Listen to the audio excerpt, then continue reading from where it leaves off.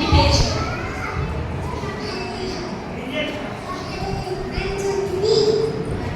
తను సృష్టి అని తన గురించి తాను చెప్పుకుంటుంది.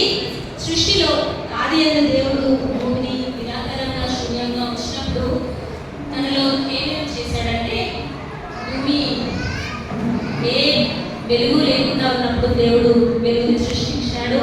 ఆ తర్వాత శూన్యంలో నుంచి వెలుగును పుట్టించి రాత్రిని పగలను వేరు చేసి నీటిని ఆకాశంలో సృష్టించి సూర్యచంద్ర నక్షత్రాలను సృష్టించి ఆ తర్వాత భూమిని ఆయన నేలను చేసి దానిపై చెట్లను అదేవిధంగా జంతువులను ఆకాశ పక్షులన్నింటినీ సమస్త సృష్టిని మన కోసం దేవుడు చేశాడు.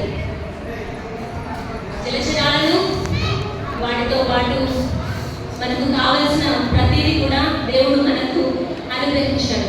తన గురించి తాను సృష్టిని అని సృష్టి చెప్పుకుంటుంది.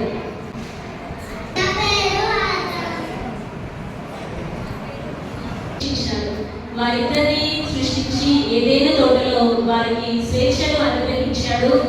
ఆ తర్వాత వారిద్దరూ అక్కడ చాలా సంతోషంగా జీవించడం ప్రారంభించారు. వారి జీవితాన్ని అక్కడ గడుపుతూ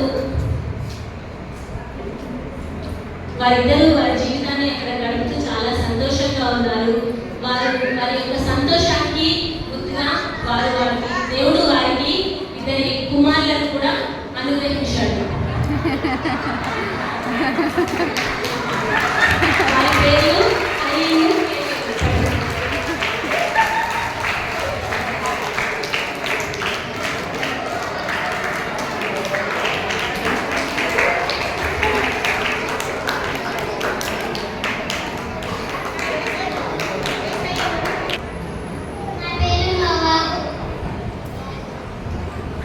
నోవాహు కాలంలో జరిగిన ప్రళయం గురించి తను చెప్తూ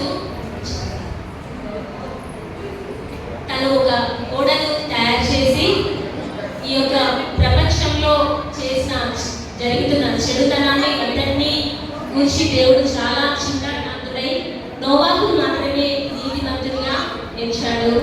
ఆ తర్వాత తనను తన కుటుంబాన్ని కూడా ఓడలోకి ప్రవేశపెట్టి తనతో పాటు జంతువులను అన్ని రకాల జంతువులను కూడా ప్రవేశపెట్టి జలప్రలయం తర్వాత ఈ నోవాహు మాత్రమే నీతిమంతుడిగా బయటికి తిరిగి వచ్చాడు.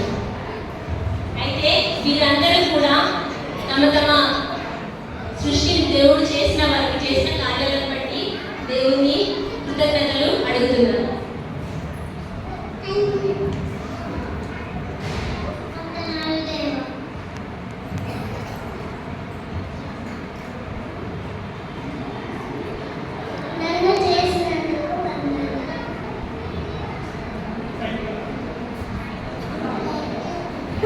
Thank you.